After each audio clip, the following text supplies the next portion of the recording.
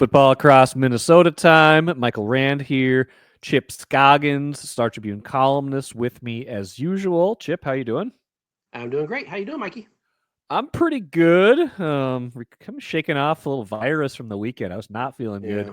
on Sunday, but feeling a little bit better today. Kind of playing through. We're playing through it. I got. We'll be all right. You've been busy as usual. You got another, like I said, edition of Football Across Minnesota out. This one about technology helping a high school football team this season. Tell me more about that. Yeah. Yeah. Holy Angels. They're in Richfield, partnered with a company out of Edina called Human Powered Health. Okay. And I went and saw this. They in the weight room they have two look like weights or scales that you step on them Okay. to measure your weight. And they're called force plates. And each Monday the players would one by one stand on the plate. They put their hands on their hips and they jump up, come down. They do it 3 times, and that their coach Jim Gunderson sits right next to it. He has a iPad that's has a cord connected to those plates, and that data was sent to Human Powered Health, and they analyzed it. They looked at I think force and height and all these different things that probably different metrics, and and they would analyze it and assess it and send it back to Coach Gunderson. And each player would have a color code: red, yellow, or green. They were red, that meant they need to have a stop, no practice. It could mean a potential injury. If it was yellow, it means monitor their reps, maybe scale back. Don't Okay. have them doing a full workload. Green's full to go. And so the coach was able to alter and adjust his practice schedules for each player based on what their color code was. And they said to both coaches and players, the team was much fresher this season. They had fewer soft tissue injuries, and so he was able to kind of maximize his team. They lost in the quarterfinals, the Class 4A quarterfinals this past Thursday night. Part of that's it doesn't prevent injuries in terms of Yeah. the guy gets sick, which they had a quarterback get sick, and Okay.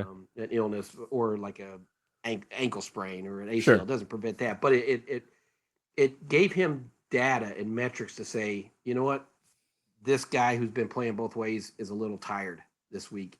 Let's not have him practice on Tuesday or not have him practice on Wednesday. Let's have him have mental reps. So they were able to monitor and individualize the workload of their players. And the coach said it helped him tremendously in terms of understanding his team, understanding what guys need, scaling back, and it helped them stay fresh and stronger as the year went on. Versus, everybody's practicing, or if Yeah. hopefully if a guy was injured, this helped them identify that or limit a potential soft tissue injury. So really cool, interesting thing that I talked to one of their players who plays both ways, and he said the stamina and endurance he felt in his legs this year felt different. He was a two-way player, defensive Okay. back and wide receiver, and he said he just felt like he was a fresher football player because Hmm. he might get certain days throughout the year off if he was in that yellow. Interesting. I mean, imagine like there's NFL teams or college teams that are using They do similar it, type yes. stuff, but that this doesn't usually trickle down to a high school team. That's what it is. Yeah, it's obviously college and pros have these different systems and the way to monitor workload and things, exertion.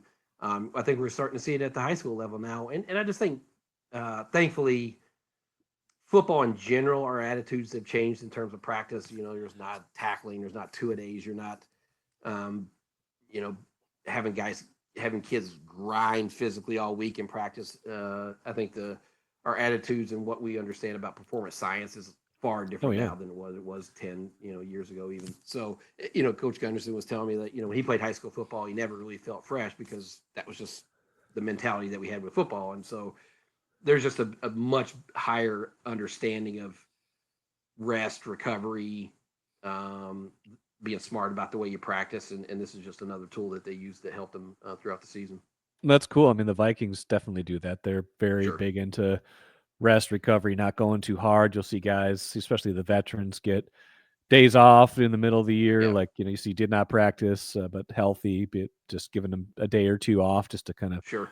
recover a little bit better. And, they've been able to stay relatively healthy. Again, like you said, it's not going to stop you from, you know, the injuries that happen in sports, that those are going to happen. But Contact if you can prevent, injuries, yeah, but if you can prevent some of those soft tissue injuries, the pulls, the strains, things like that might be from overuse, that's a big deal because like Bud Grant said, a lot of it's about being on the field, right? Absolutely. Well, that's what the coach had a great quote about. He would rather have a healthy, untrained athlete, and by untrained, he's meaning has all these practice reps versus an unhealthy, overtrained athlete. Absolutely. You're just gonna be more. You're gonna be better in your performance. Interesting story. I'll be sure to check that out. Quickly, game balls this week. Who do we got? A lot of really good performances this week, but here's three. Matt Jung, Bethel defensive back. It's cool when you get one pick six, right, in a game. Matt had two pick sixes. Wow. Yeah, 31 and 32 yards. He also had 9 tackles, including 1.5 tackles for loss in a win versus Concordia. Moorhead, huge performance for him. Jack Curtis, the Carleton quarterback. How about these numbers? 28 for 39, career high 469 yards, 7 touchdown passes versus Gustavus. Huge performance for Jack. And then, how do you not give one to Parker Romo, the Vikings new kicker? Shows up midweek in a field goal game. They don't score touchdowns, but he's perfect on all 4 of his field goals with his new team and new operation. They had to have every one of them, so Parker Romo. I was going to say, can Sam Darnold go watch the Gustavus practice and see how you get the ball in the end zone? That's a cheap shot. It is a cheap shot. I said it, not you. Good stuff as always, Chip. Good stuff as always. We'll talk again next week. Appreciate it, bro.